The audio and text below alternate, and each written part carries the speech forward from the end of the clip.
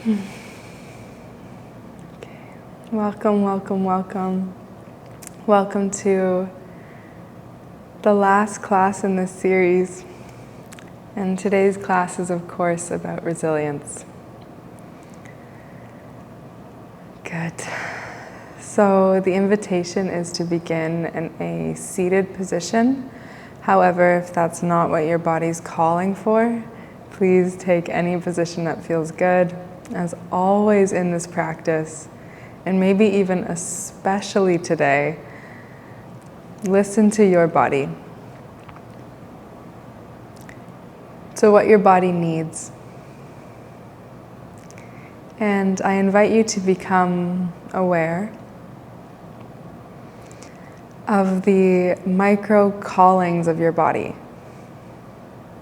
Yin yoga is such a fantastic way to explore this, because the micro callings can be for a prop, or for us to move our left leg just a little bit. And as we hold postures and sink deeper and deeper in, we recognize, or we can come to recognize, okay, it actually might feel a little more nourishing if I shift my body like this, if I add an extra prop, if I take out a certain prop. This intimacy and familiarity with the posture and with the body is such a great training ground for the rest of the world. Good.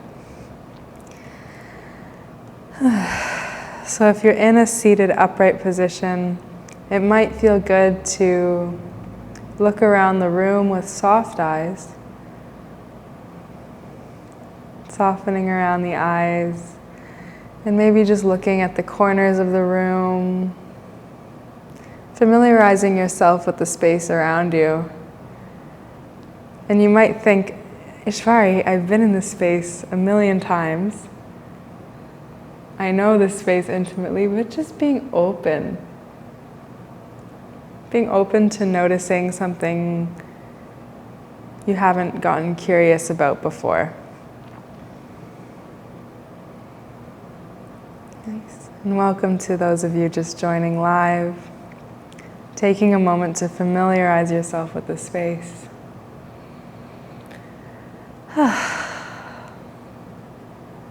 And as it feels good, allowing the eyes to close if it feels good. Maybe the gaze just becomes soft. And placing one hand over the heart and one hand over the belly. If it feels natural. In the same way we familiarized ourselves with our external space, let's become familiar with our internal space now. So you've lived in this body all day, all morning, all your life. But there's something here in this moment that's new. Even if it's the same sensation, the same aches or pains, the same buzzing, the same stretching, in this moment it's new. The same breath, the same lungs, the same inhale and exhale you've taken every day. Every moment, but in this moment, it's new. This inhale, this deep, full inhale is a new inhale. This is new breath. As you exhale, this full exhale is new. It's a new exhale. Allowing the body to breathe.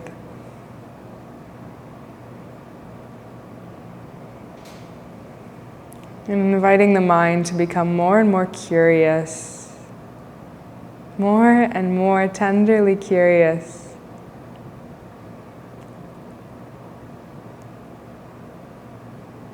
about the micro callings, the sensations in the body.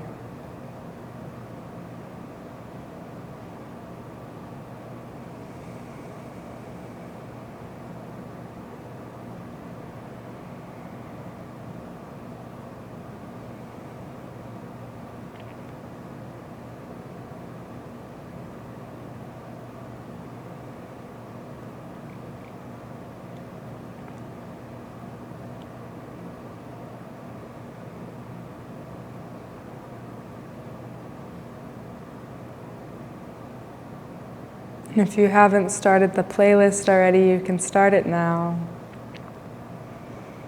We'll move through a few dynamic movements before we settle into our first yin posture. First, exploring the neck. On an exhale, allowing the chin to fall towards the chest.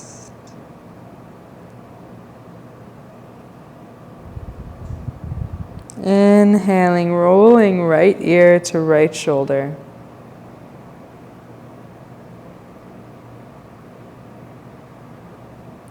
Exhale, chin falls toward the chest. Inhaling, left ear to left shoulder. You can let the hands drop into the lap if that feels more comfortable.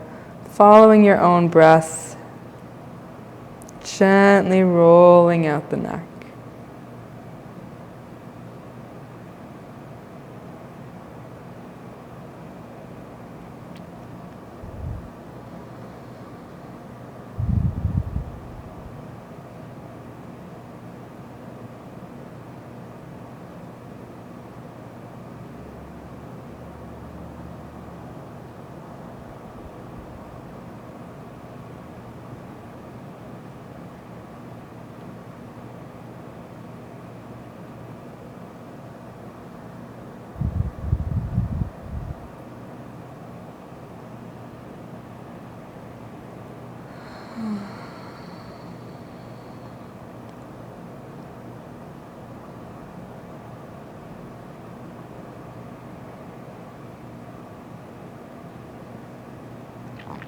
And on your next natural exhale, allowing the chin to return to the chest.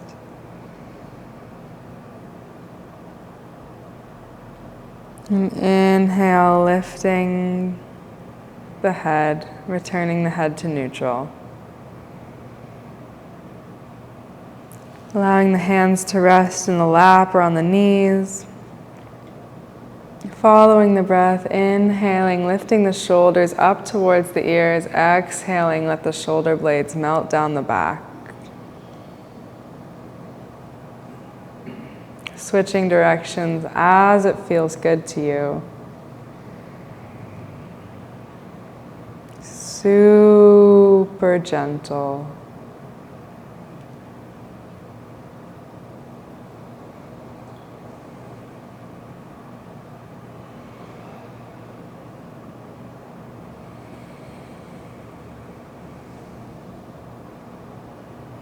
And bringing that movement down into the spine and allowing the spine to rock back and forth. The movement can come from the pelvis if that feels good. We're creating a concave and then an arching shape. Continuing like this.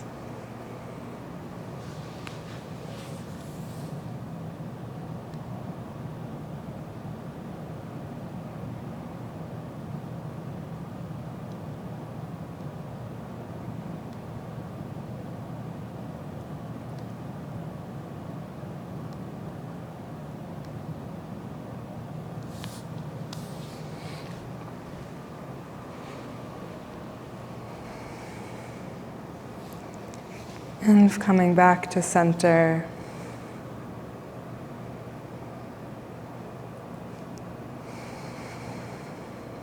And taking a moment just to check in again with the body.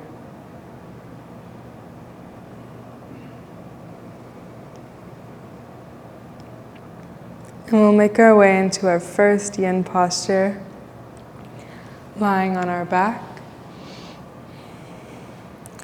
And we've done this one before. Now I'll offer you the instruction, take your time getting there. So we'll place if you have a bolster, placing that on the mat behind you. And the edge of the bolster or blanket or pillow will land just behind your heart. So if you've ever worn a bra, it's where the bra strap would land. Just in the space behind the heart.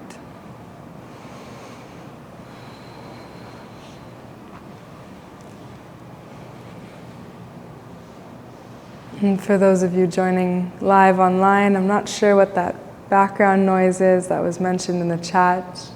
I've closed all other windows and hopefully it'll just dissipate. Good. So lying on your back, your heart resting on the back of the bolster, on the edge of the bolster or pillow. Legs can be long or bent. If it feels better, the feet can be resting on the ground. And the knees sort of falling in towards one another. Hands can be resting on the belly here or on the earth. And make sure your spine has lots of room. So it can be nice to pick up the pelvis and sort of tilt the tailbone under and then drop it back to the earth.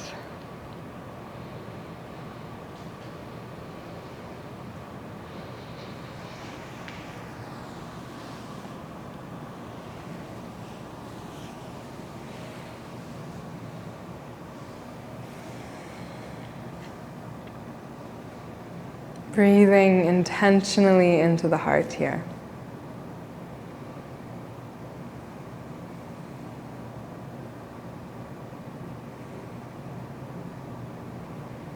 Breathing intentionally into the heart.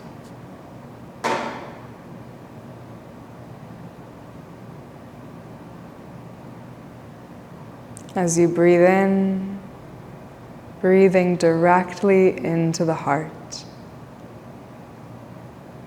And as you breathe out, breathing directly out of the heart.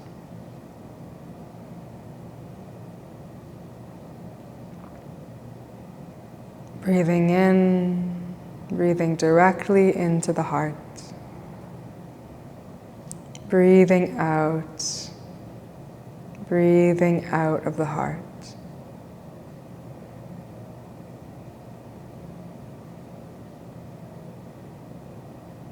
And if you like, you can add the layer of visualization. As you breathe in, breathing directly into the heart glows. The organ of the heart glows red or pink. And as you exhale, this glow is absorbed, this nourishment is absorbed into the heart.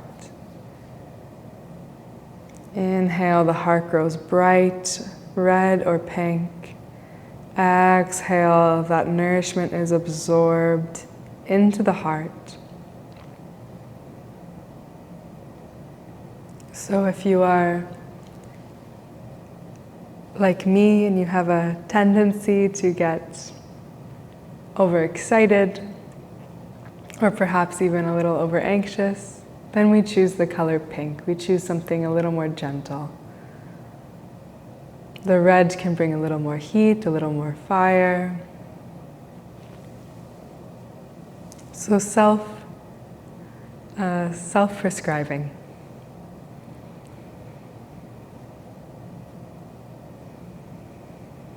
And as you exhale, the heart gathers in this nourishment. And what's so incredible about the heart, why the heart in traditional Chinese medicine is so important, is as we draw in this nourishment, blood is then pumped from the heart all over the body. Everywhere in the body. To the bottoms of your feet, to your internal digestive organs, to your brain.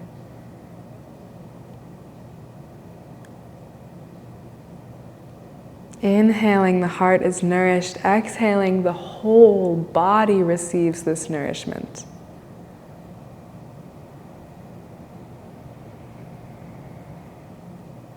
And this is physical. This is a physical fact. As the heart is nourished and well, the whole body responds. And it's also poetic. It's also poetic.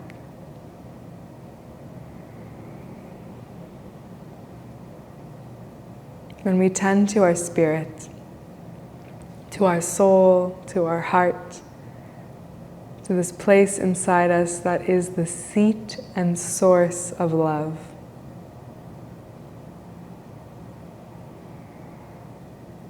Our whole being responds. Our whole being responds.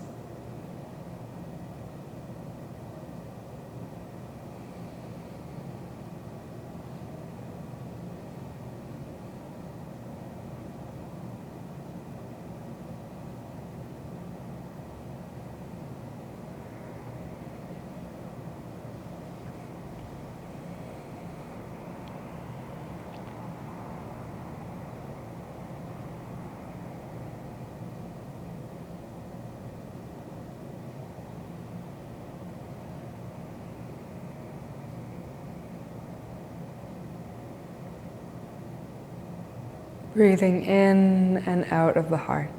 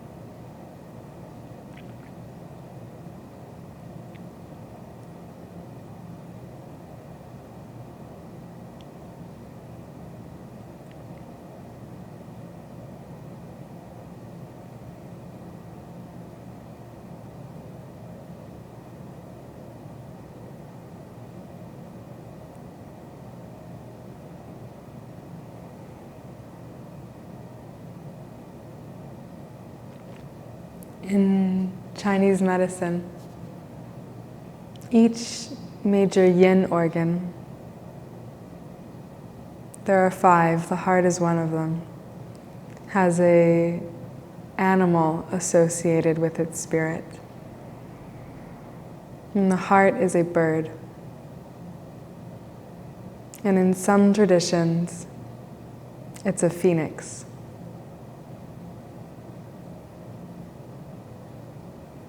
And this is the image I want us to embrace and work with as we explore resilience today.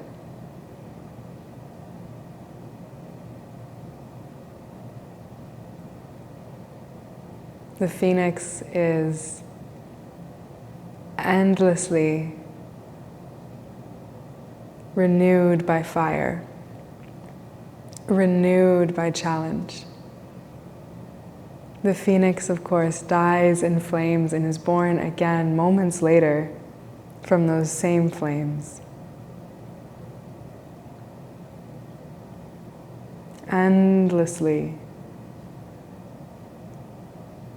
dying and being reborn.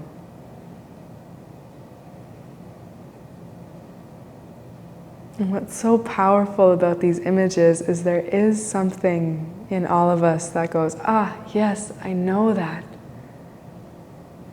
I know that.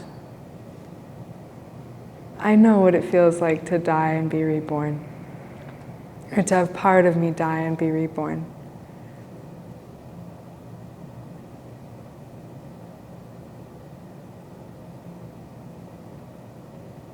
And resilience isn't only in the rebirth, resilience is the whole cycle. And our willingness to be awake to the whole cycle. Take your time.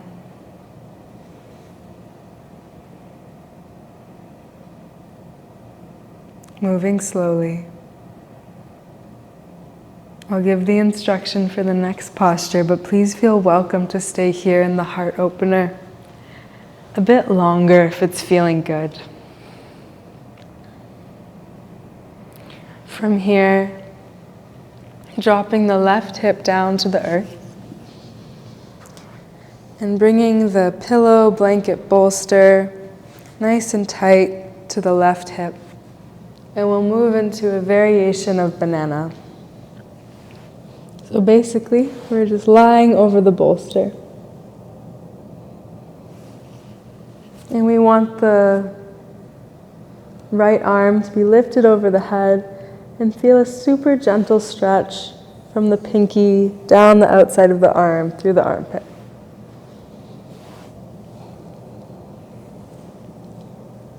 So for me, I feel more comfortable getting the bottom arm out of the way, so I either tuck it under my head or I put it back behind the bolster. And legs can be however feels comfortable, knees stacked over one another, spread out to the side, a blanket or bolster in between, a block. And if this isn't working for your body, option as well to take banana lying on the ground, as we have in previous classes.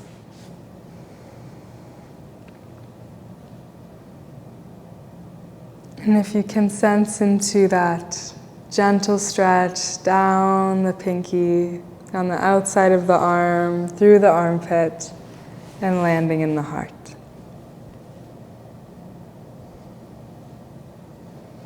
And if that's not the stretch your body's feeling, if that's not the posture your body wants to be in, no problem. Listening to what feels good.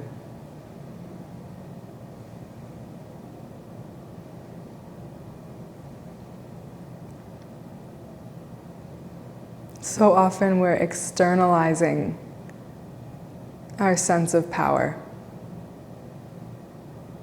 our personal power.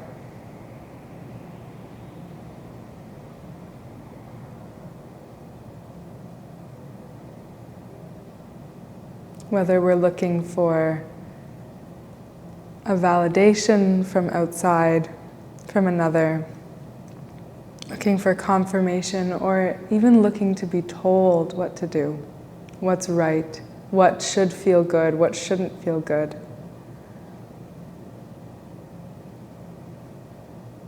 And this is all fine. It's valuable to discuss, to be in community,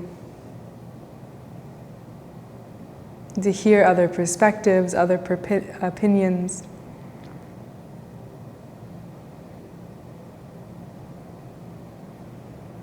But what becomes disorienting is when we lose connection to ourselves.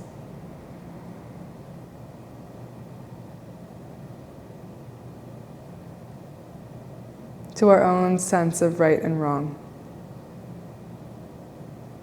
To our own embodied sense of intimacy, of what feels good, of what feels right.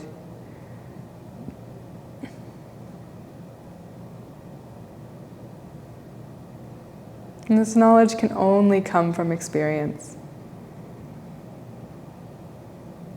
Direct experience of your life, direct experience of your body.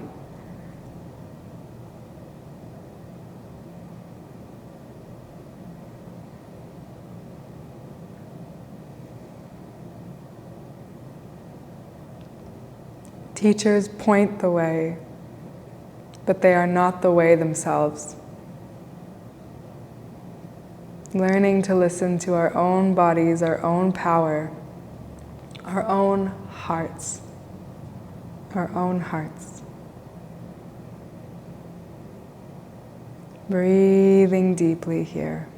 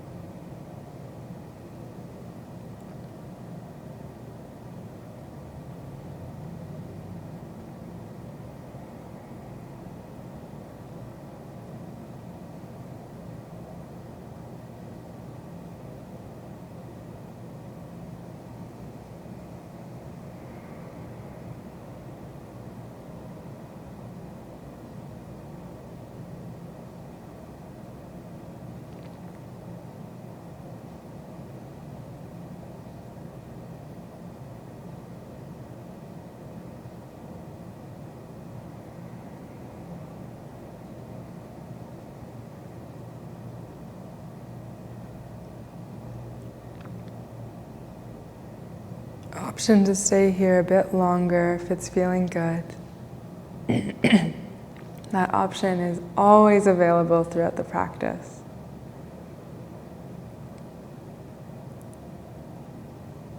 I'll give the instruction for the next posture, but please feel welcome to move slowly, take your time, and explore the transition between postures. There's still a lot of sensation in the body, a lot of uncharted terrain to explore in the transition.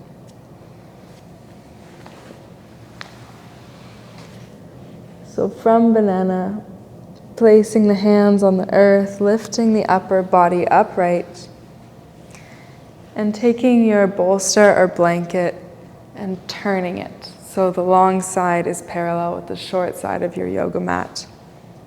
And then bringing your left leg, the left shin,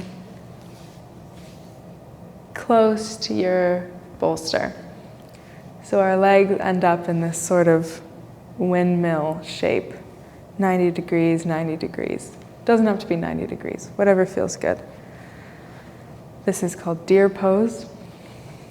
And we'll fall forward over the bolster here. Some support under the back knee is really valuable. As well, I like to build up my prop towards me, so if you could place some blocks under your bolster, you could place a second bolster, a second pillow, another blanket, and then allowing yourself to fall forward. And give your head something to rest on.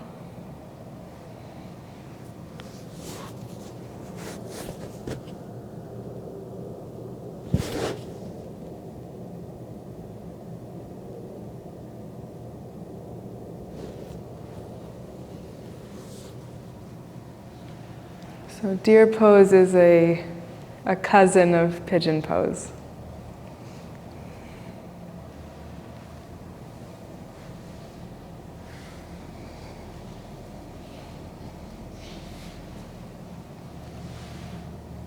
In today's practice, we're working with both the heart, sinew and meridian channels, as well as the liver.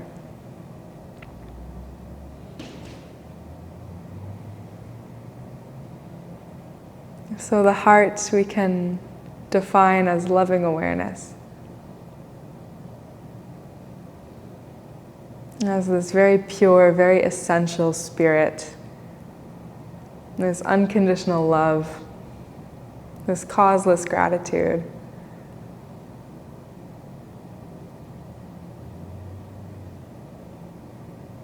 The heart is the doorway into the eternal.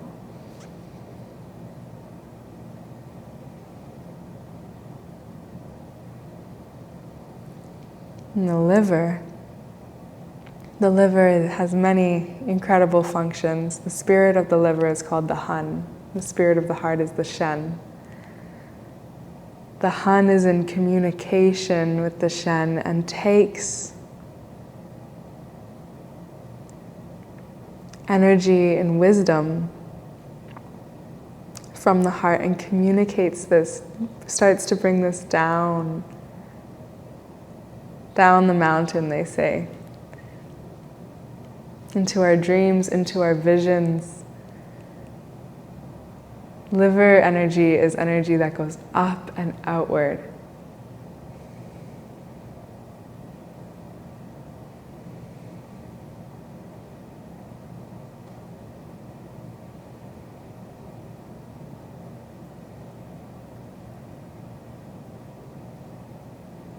It's the home of compassion and kindness.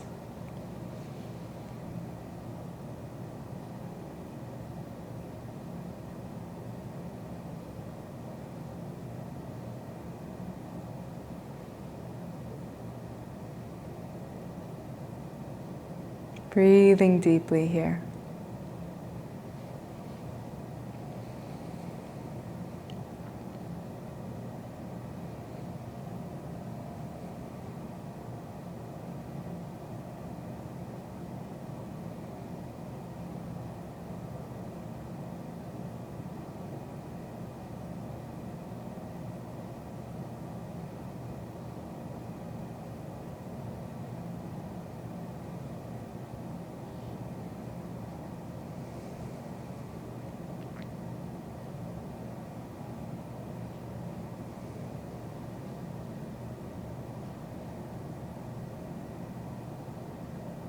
as we become more and more familiar with the heart, with this pure, unconditional, causeless love. And as the heart becomes nourished and well and it overflows into the rest of our being, it moves up and out from ourselves into kindness and compassion for others.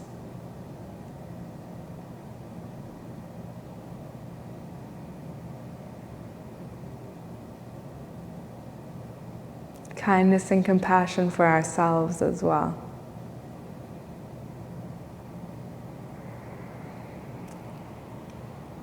As we grapple with challenges,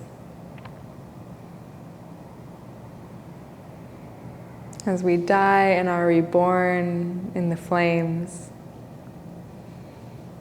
and as we see others grapple with challenges, and we see others in their own beautiful, wild, confusing cycle.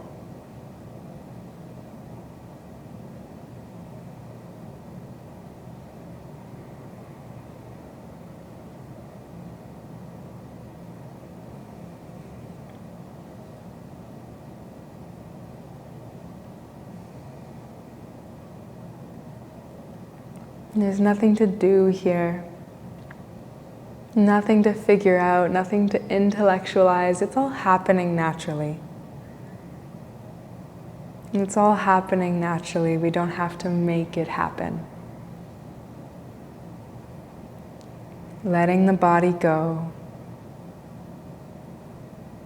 Letting gravity hold the body. Breathing deeply.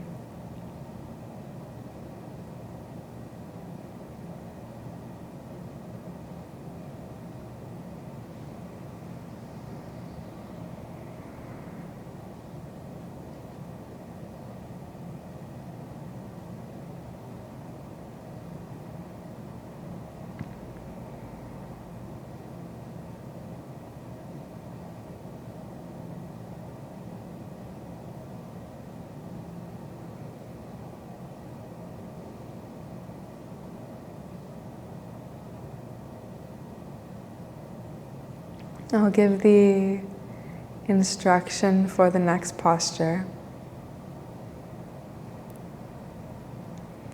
But please take your time getting there.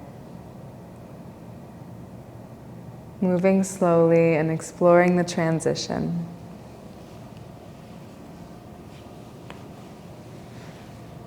And if you're watching the recording, you can always hit pause if you're really enjoying a posture. From deer pose, lifting the upper body upright and bringing the palms of the feet to touch one another, moving into butterfly. Take your time. It's important to have support under the knees here. Even if we are super flexible and the knees can reach the ground, placing some support under the knees is really helps us feel supported. Can help the body let go even more. So some support under the knees and something for the chest to land on. A blanket, bolster, pillow, resting on the feet. And maybe it's more comfortable to sit upright, which is wonderful. You might prefer to lean against a wall and keeping the legs in butterfly if that feels good. Or allowing the chest to curl, the spine to curl, the head can rest on pillows, on your bolster. For me, I'm noticing that this might feel more comfortable, bringing up the prop closer to my head.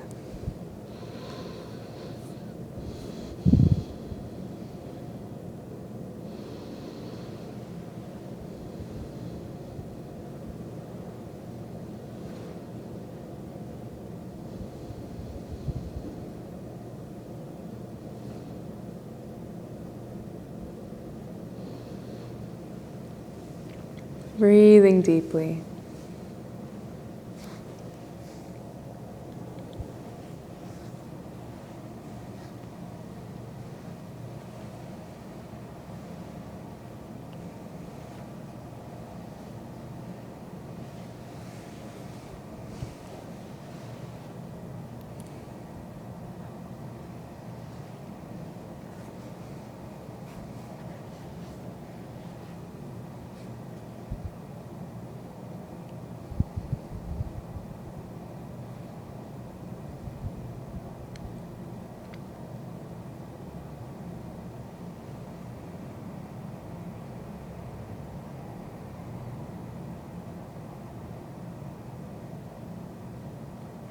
Bees are drawn to gather nectar and pollen from flowers.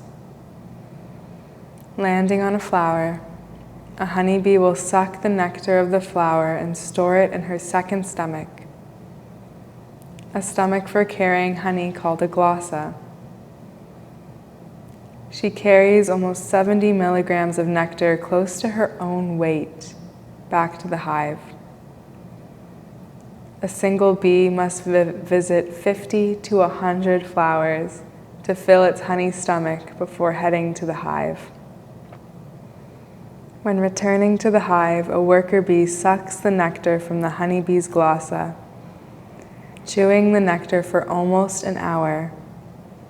Then, the worker bees spread the nectar in the honeycombs. In time, the worked nectar turns into a thick syrup, drying faster as the bees fan their wings. The bees seal off the honeycomb cells, which store the nectar until it becomes honey. The process of bees making honey is how we follow our sense of aliveness. We're drawn to what we need to learn, and what we extract from what we go through is our nectar, gathered by rubbing our face in the center of 100 encounters with life. Through the engagements, our hearts, we help other things grow, leaving care like pollen wherever we go. Then we chew on each other's nectar until it breaks down into something essential through friendship, relationship, and honest conversation. Chewing what life brings us makes honey of our troubles. In time, the nectar of our love becomes the honey of wisdom. Often what we struggle with so deeply in such a personal way, once voiced and shared, becomes food for everyone.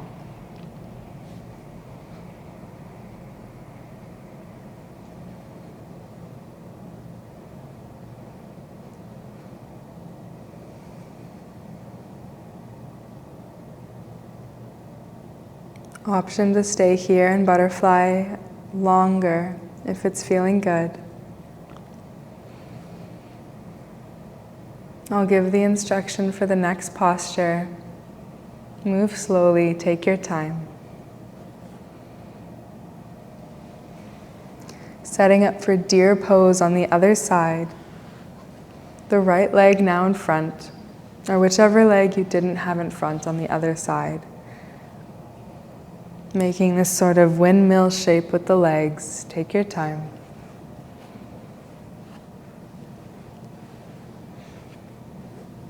And landing here.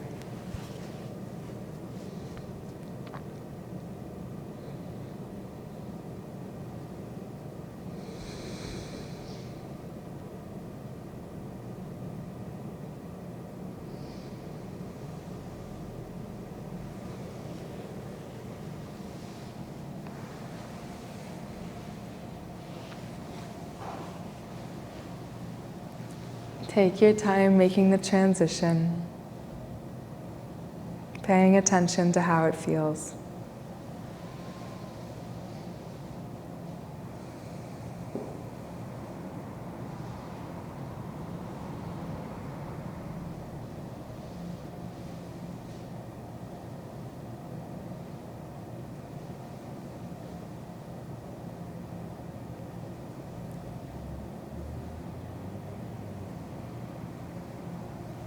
And it's very likely that the left and right sides don't feel exactly the same.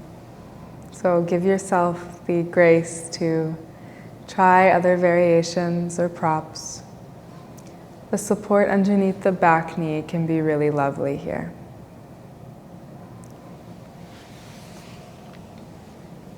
Something I forgot to mention on the other side as well is we can increase the intensity of the sensation by bringing the back leg back, or decrease by scooting it forward.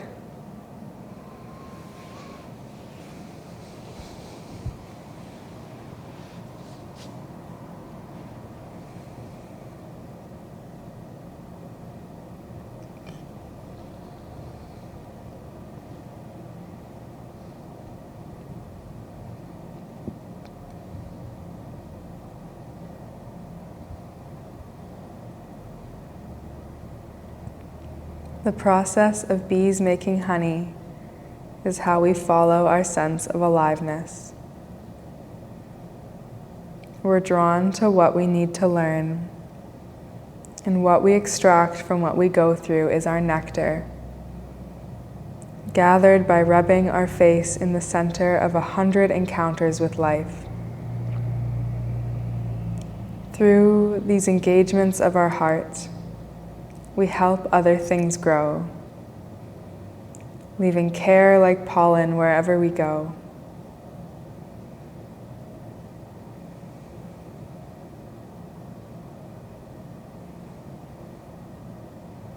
Then we chew on each other's nectar until it breaks down into something essential through friendship, relationship, and honest conversation.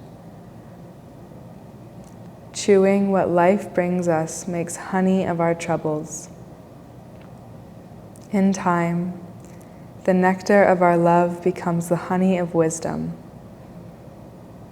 Often, what we struggle with so deeply in a personal way, once voiced and shared, becomes food for everyone.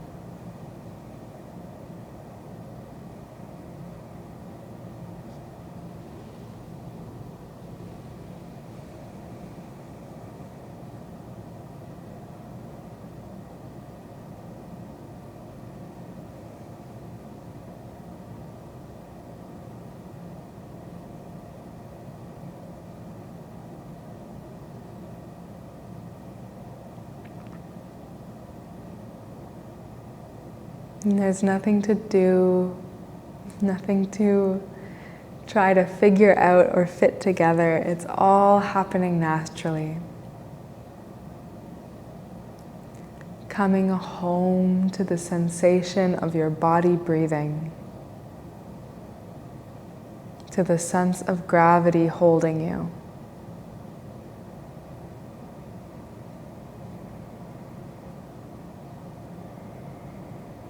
To the beating of your heart, to the sense of a subtle and powerful aliveness.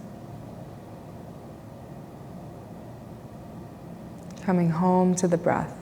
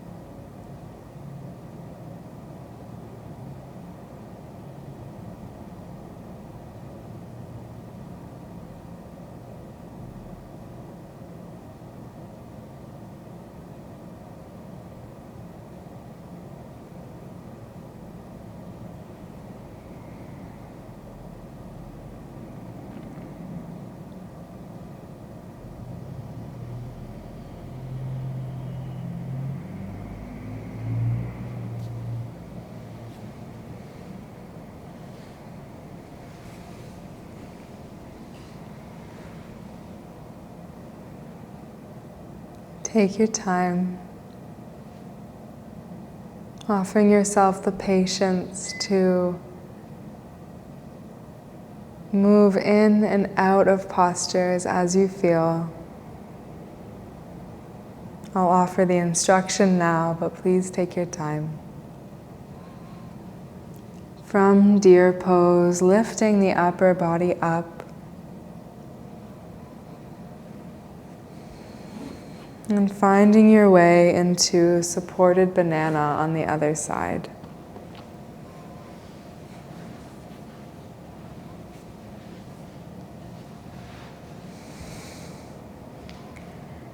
And allowing the sides to be different if they need to, putting more support under the body if you think that might feel good.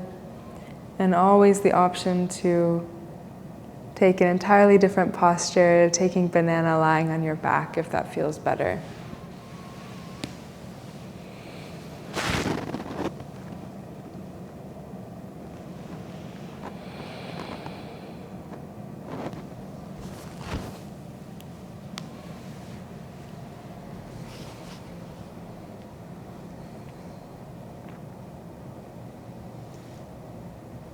So coming into this side stretch, take your time, sensing into the stretch through the pinky, down the outside of the arm, through the armpit and into the heart.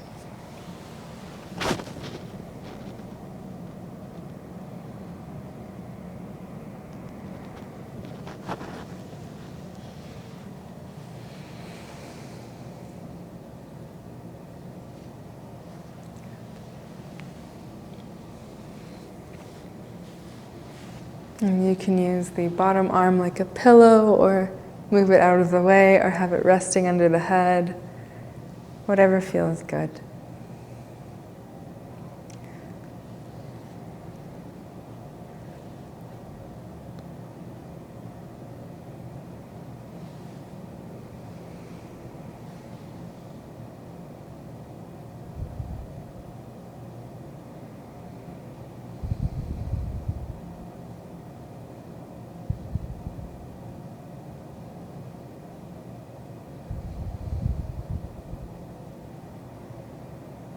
Breathing deeply.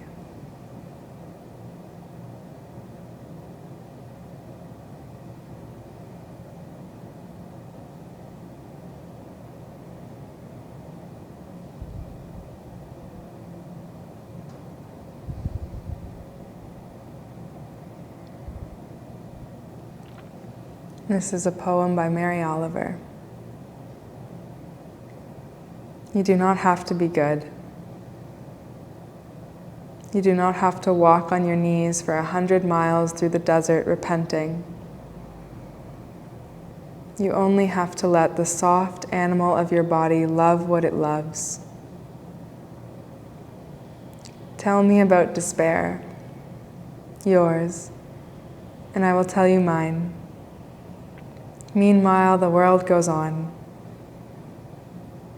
Meanwhile, the sun and the clear pebbles of the rain are moving across the landscapes, over the prairies and the deep trees, the mountains and the rivers. Meanwhile, the wild geese, high in the clean blue air, are heading home again. Whoever you are, no matter how lonely, the world offers itself your imagination, calls to you like the wild geese, harsh and exciting, over and over, announcing your place in the family of things.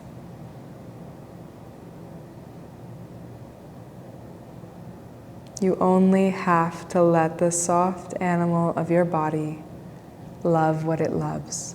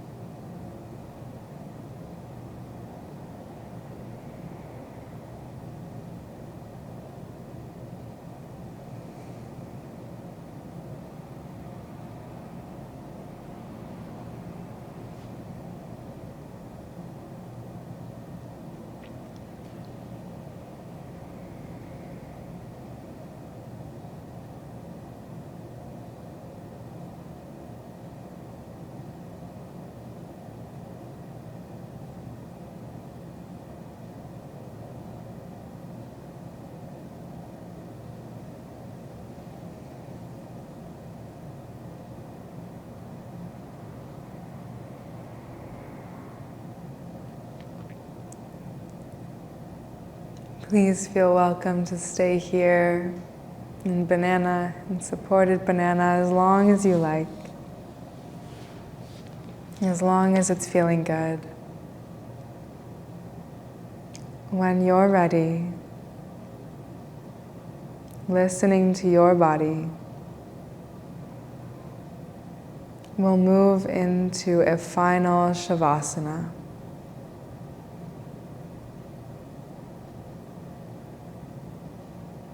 And if you like, you can explore the same posture we started with the edge of the bolster or blanket resting at the back of the heart.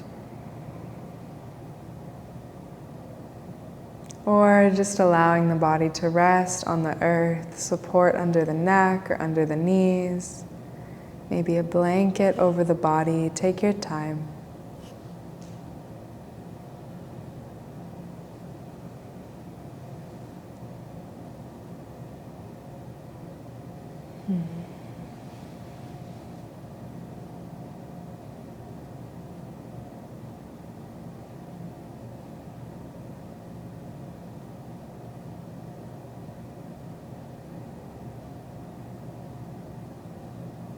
And let yourself be comfortable here, allowing the body to be held by the earth,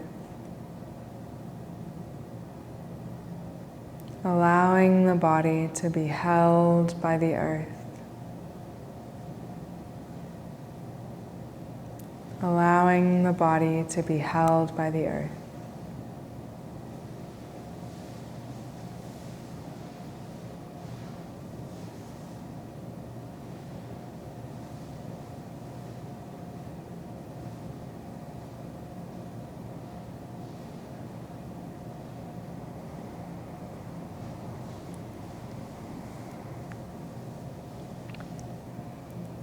And there's nothing to do, nothing to figure out or fit together.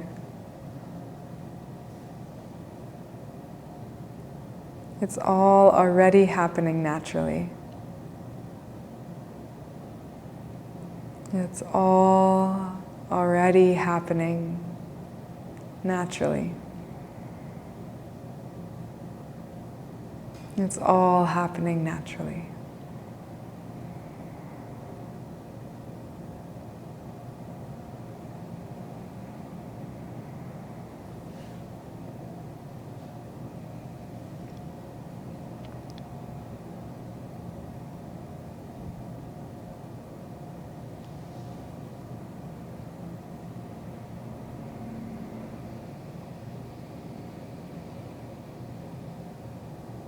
And this is a poem called Shavasana by Rosemary Waha Tromer.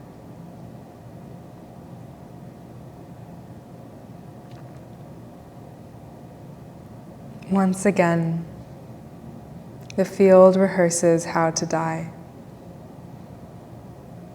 Some of the grass turns golden first.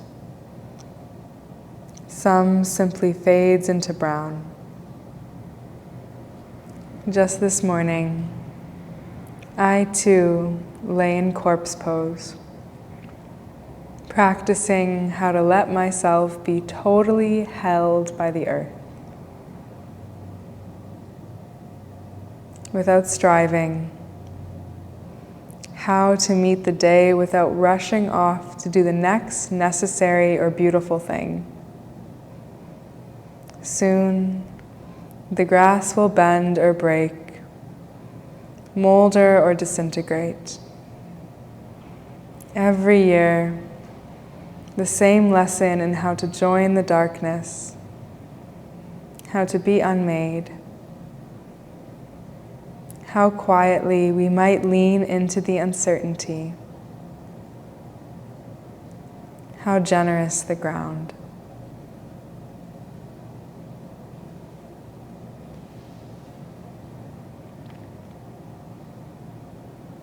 Leaning into the uncertainty.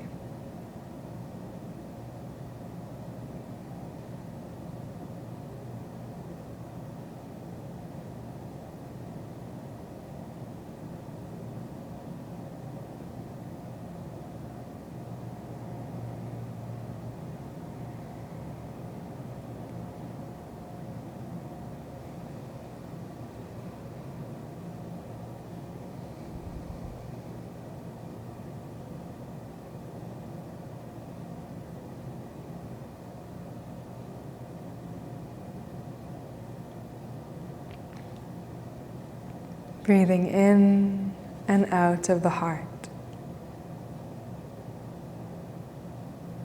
Breathing in and out of the heart.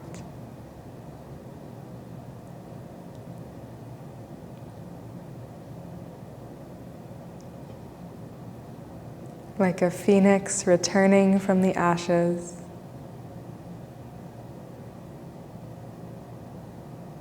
learning to trust this place inside of us. Learning to trust this place inside of us.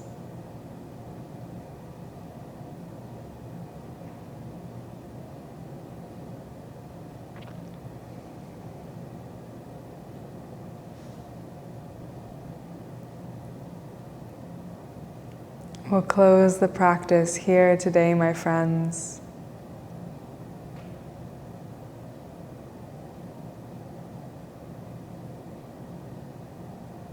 Thank you so, so much for joining.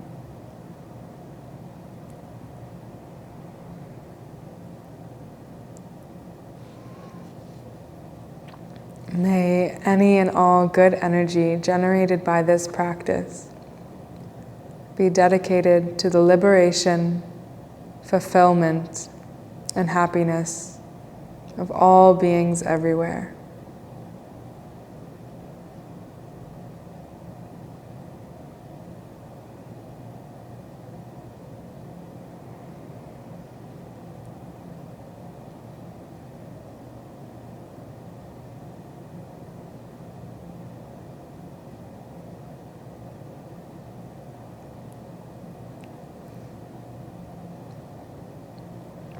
Thank you, thank you, thank you, thank you. From the bottom of my heart, thank you.